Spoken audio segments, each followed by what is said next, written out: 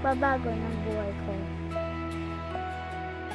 12 taon, ganyang katagal ako namuhay sa lansangan. Sanggol pa lang ako nang iniwan ako ng aking magulang kay Lola. Si Lola ang naging kasama ko sa aking buhay at binuhay niya ako sa pamamagitan ng pagbebenta ng candy at sigarilyo sa kalye. Umaasa ako sa isang magandang kinabukasan upang marating ang aking mga pangarap. Hindi ko na ito pinalampas nung nakausap ko si Ate Penny kasi naramdaman ko na siya ay hulog ng langit. Nais ko na magbago ng buhay at makapag-aral muli. Pinakilala niya ako sa isang grupo na may gawain para sa mga kabataang tulad ko. Ito ang CCT at Vision Support. Ito ang aking tahanan na sa nakalipas na 2 taon. Tahanan kasama ang ibang mga kabataang nangangarap ng bagong buhay.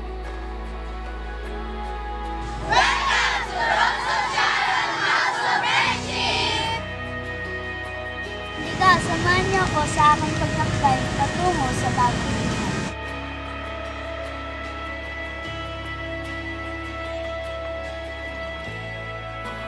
Marami kaming ginagawa dito na nagtuturo sa amin na maging malikain, disiplinado at produktibo.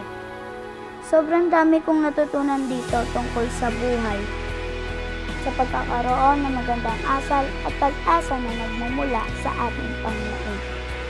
Ito, salita ng Diyos, ang aking sandigan, tagapagligtas at ang aking kasama sa araw-araw. Natuto akong manalig sa Kanya sa tulong ng mga ate ko dito.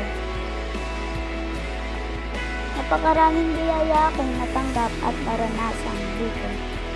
Mula sa magandang tulugan, sa masustansyang pagkain, sa bawat araw, sa mga bagong kaalaman na naidudulot ng mga programa, sa edukasyon na aking nakuha sa pagbibigay ng importansya sa kalusugan, at marami pang iba upang tiyakin na maging maayos ang buhay ko sa kasalukuyan at sa hinahanap. Dito ko rin nakilala at nakasalamuha ang maraming bisita, volunteers at mga ate at kuya na nagmamalasakit sa amin at nagbibigay ng inspirasyon at tulong upang maabot namin ang aming mga pangarap. Sana marami pang batang tulad ko ang magkaroon ng lakbay ng pag-asa. Jeremiah 29:11. For I know the plans I have for you, declares the Lord, plans to prosper you and not to harm you, and I give you hope in the future.